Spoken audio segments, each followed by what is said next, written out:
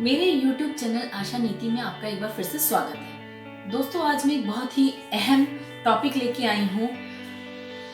हम लोग अपने बच्चों को बहुत अच्छी तालीम देने की हमेशा कोशिश करते हैं, इसीलिए उन्हें हम वक्त बेवक्त टोका करते हैं, हर वक्त टोका करते हैं।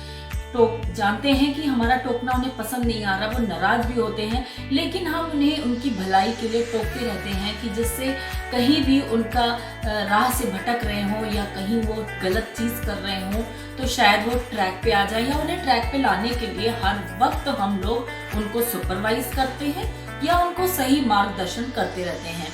तो ऐसे ही हम लोग तो अपनी कोशिश बहुत करते हैं एज अ पेरेंट्स, हर सही काम करते हैं बच्चों के लिए जो सही रहेगा।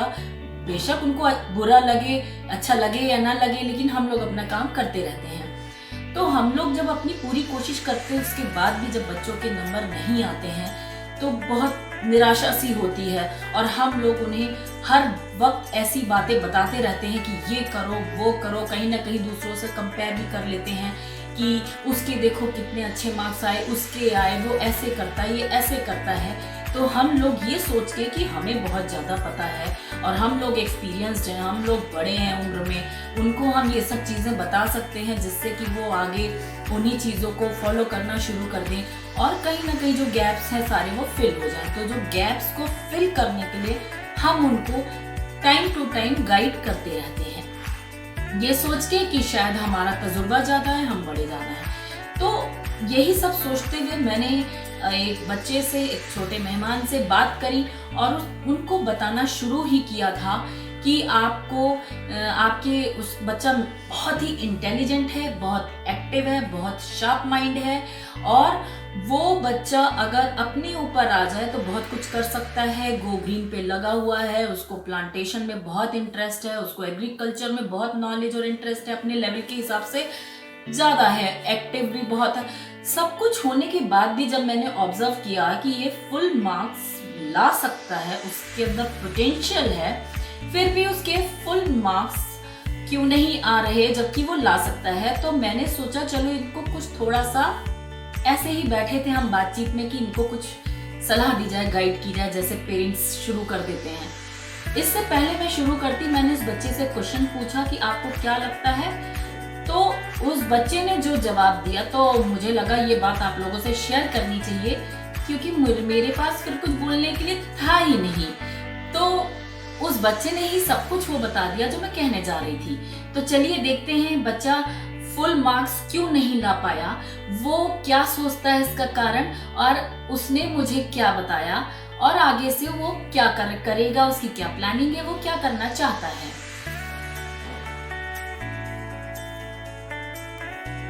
तो चलिए आइए आपको मिलाते हैं उस छोटे मेहमान से, कि देखते हैं उन्होंने क्या जवाब दिए, और वो उन्हीं के क्वेश्चन मैं पूछ लूंगी और उन्हीं के जवाब पूछूंगी, उन्हीं के जवाब होंगे और उन्हीं की आगे की प्लानिंग होगी।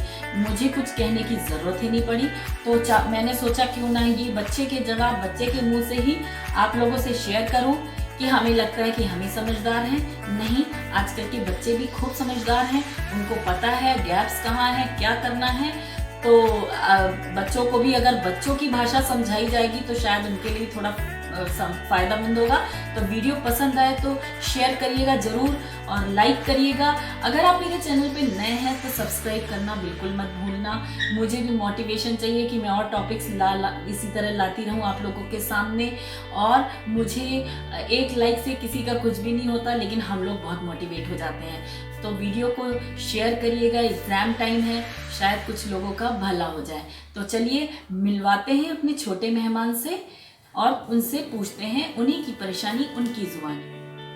हेलो मिस्टर देवांश, आपका हमारे चैनल में हमारी ऑडियंस के साथ स्वागत है। हेलो।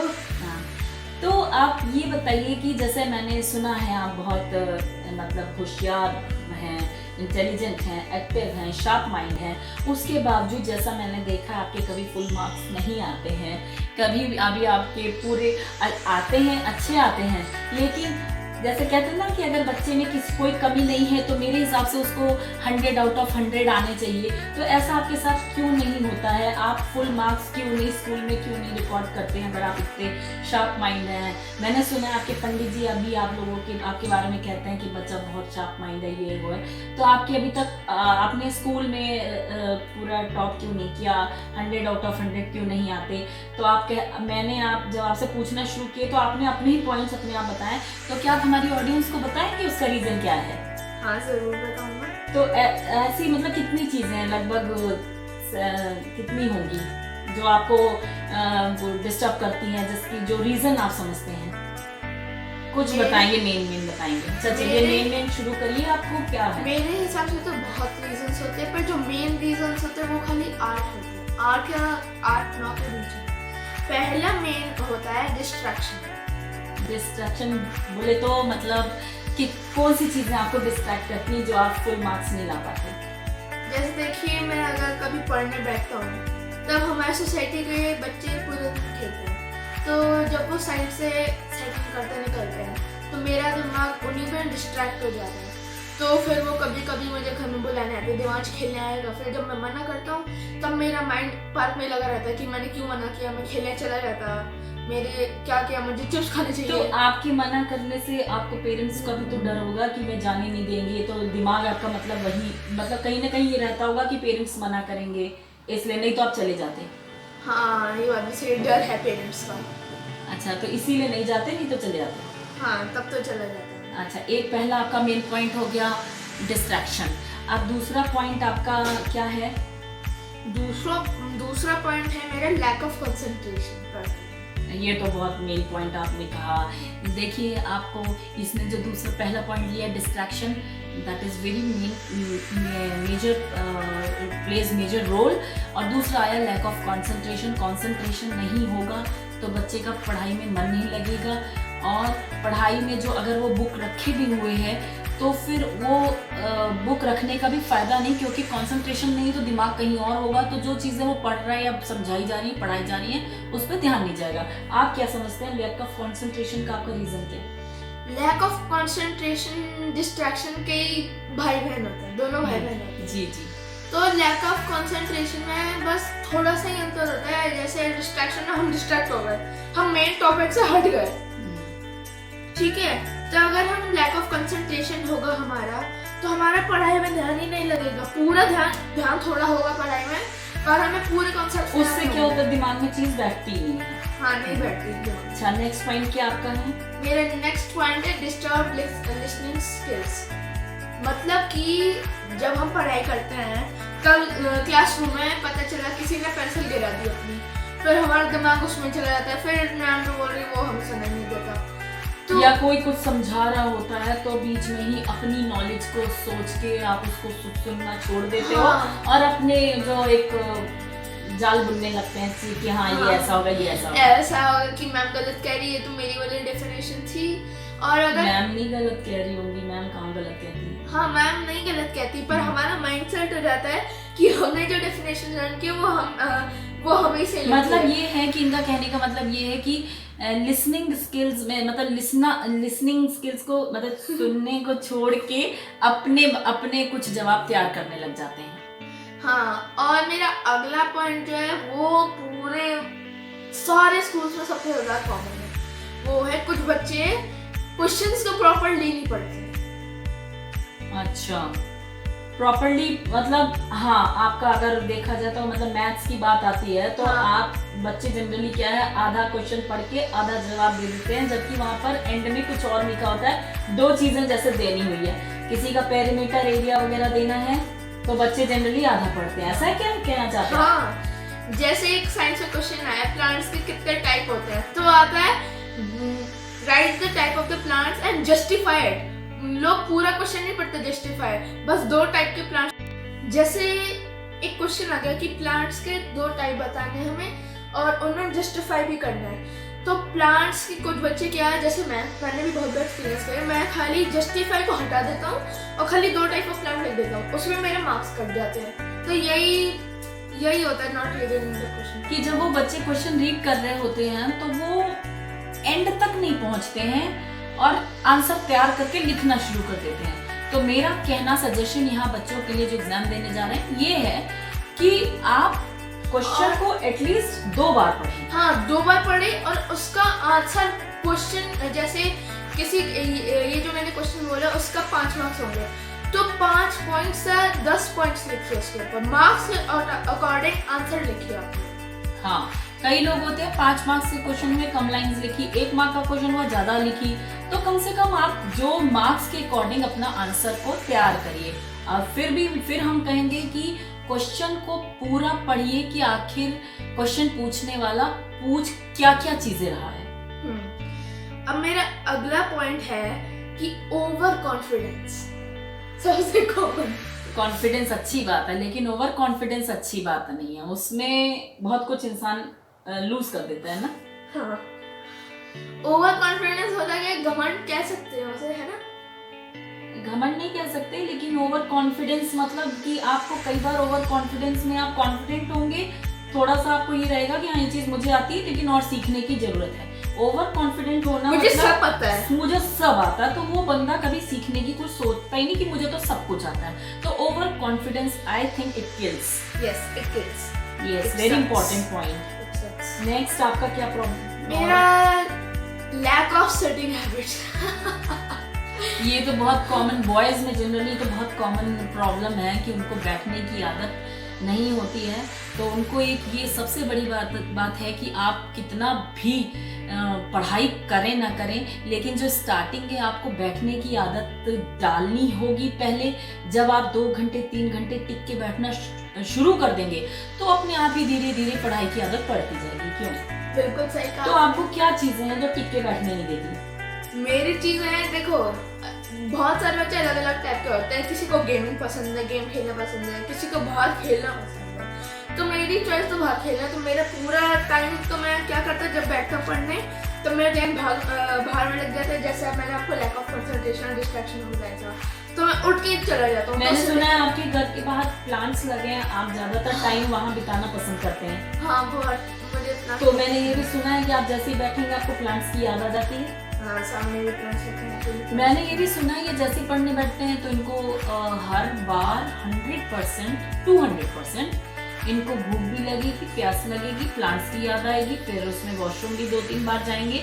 तो मतलब ये बैठते ही इनको ये सीक्वेंस चालू हो जाता है ना। ठीक है। और ये अगला पॉइंट जो है ये पहले वाले से रिलेटेड है, सिटिंग वाले से ही रिलेटेड है। Always thinking to go out. मतलब कि मैंने बताया ना 2 टाइप के बच्चे, जिन्हें गेमिंग पसंद है या मोबाइल, या जिन्हें गेमिंग पसंद है या बाहर जाना है, दोनों। तो बाहर जाने से मतलब आपका पार्क। हाँ, गोइंग आउटसाइड। तो कुछ बच्चे क्या करते हैं, पूरा टाइम खेलते रहते हैं और पूरा टाइम अपनी आंखें घुसा के गेम खेलते रहते हैं।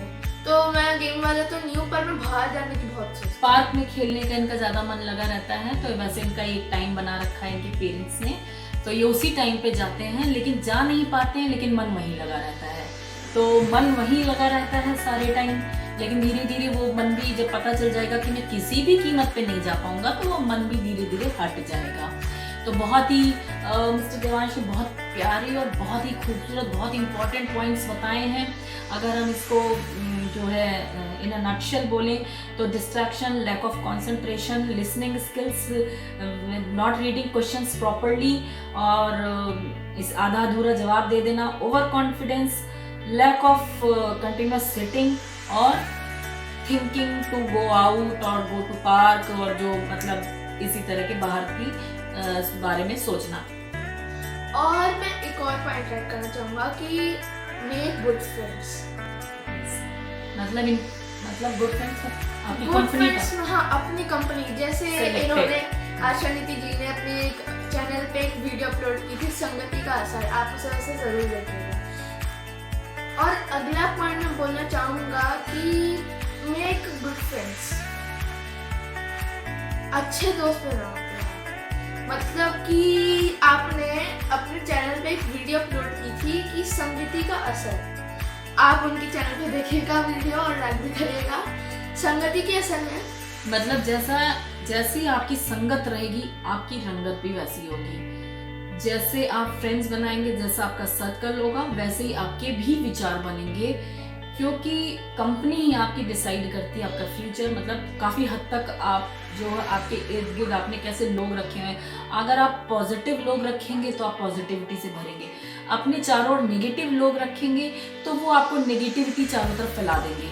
तो जैसी आपकी संगति होगी वैसा ही आपका असर होगा आपके लाइफस्टाइल में, हाँ। आपके फ्यूचर बनने में, वैसा ही वो रोल प्ले करेंगे। और कुछ जैसे आपके अगर बैड फ्रेंड्स, मैं आपके फ्रेंड्स को बैड नहीं कह रही, पर अगर बैड फ्रेंड्स बन गए तो वो क्या करेंगे, आपके दिमाग में ये घुसाते रहेंगे, पढ़ाई मत करो, हमारे साथ खेलो, हमारे साथ वीडियो गेम खेलो। जैसे समझ लो एक बच्चे ने कोई गेम इंस्टॉल किया और दूसरा बच्चा नहीं खेलता गेम, तो वो बच्चा दूसरे बच्चे को बोलेगा कि गेम इंस्टॉल करो, मेरे साथ पूरे टाइम खेलो, मजा आएगा। यहाँ पर मैं एक चीज़ और ऐड करूँगी। अभी तो ये छोटे हैं, लेकिन जैसे थोड़ा सा टीनेजर्स बने तो ये लोग क्या करते हैं, स्मोकिंग की बातें करेंगे। किसी बच्चे ने अगर स्मोकिंग या घर के एनवायरनमेंट किसी के यहाँ पीने वीने का है तो वो बच्चा पीने की भी बातें करने लगता है। तो अगर वो खुद करता होगा तो वो जरूर चाहेगा कि मेरे साथ वाला भी शुरू कर दे, जिससे कि ब्लेम खाली उसके ऊपर ना आए। तो वो अपने साथ वाले को जरूर उस चीज़ में घुसाने की कोशिश करता है कि कहीं उसकी तारीफ ना हो और मेरी वो ना हो जाए। तो वो अपने साथ ज़्यादा से ज़्यादा लोगों को इन्वॉल्व करना चाहता है, जिससे कि नाम खराब हो तो सबका हो, खाली उसका ना हो। तो अपनी कंपनी, अपने फ्रेंड्स में बहुत सिलेक्टिव होना चाहिए और बहुत ही चूजी होना चाहिए इस मामले में। बहुत ही सिलेक्टिव फ्रेंड्स होने चाहिए जिनके साथ आपका और उनका दोनों का फ्यूचर ब्राइट है। यही कहना चाहते हैं ना? हाँ, यही कहना चाहूँगी। चलिए, थैंक यू हमारे चैनल में आने के लिए। और अगर अपनी तरफ से कुछ कहना चाहते हैं? हाँ, अपनी तरफ से तो जब भी मैं चैनल आता हूँ मैं तो बस एक ही चीज़ कहता हूँ, प्लांट ट्रीज। ये कह रहे हैं plant trees, go green, environment को क्लीन करिए, ग्रीन करिए। और अगर आप गार्बेज में पॉलीथीन खरीदते हैं तो पॉलीथीन मत खरीदिए। बैंगलोर के एक आदमी ने एनवी ग्रीन शुरू किया है। बायोडिग्रेडेबल बैग्स होते हैं, उन्हें आप सब्जी में ले जाके ले सकते हैं। वो शायद वो राइस वाले से, हाँ, राइस से बनाया है, राइस ऑयल से बना हुआ है। उसे अगर आप पानी में डिजोल्व करके पी भी लोगे तो अब आपको कुछ नहीं होगा, मगर प्लांट में फर्टिलाइजर के तौर पर भी डाल सकते हो। तो उस बैग को जरूर खरीदेगा। वो पानी में डालते डिजोल्व हो जाता है। एनवी ग्रीन नाम है। अमेजोन, फ्लिपकार्ट में 2000 बैग्स खाली 50 रुपीज में मिल जाएंगे। काफ़ी चीप भी हैं। तो चलिए, थैंक यू आपका हमारे चैनल में आने का और अच्छी बातें बताने का। बच्चों से भी कहा है कि अगर आप खाली देवांश के बताए पॉइंट्स पे ही अगर आप ध्यान दे लें तो काफ़ी कुछ इम्प्रूवमेंट हो सकता है। चलिए, अगर आपको ये वीडियो पसंद आई हो तो शेयर जरूर करिएगा, लाइक करिएगा। मिलते हैं अपनी नेक्स्ट वीडियो में, तब तक के लिए बाय बाय।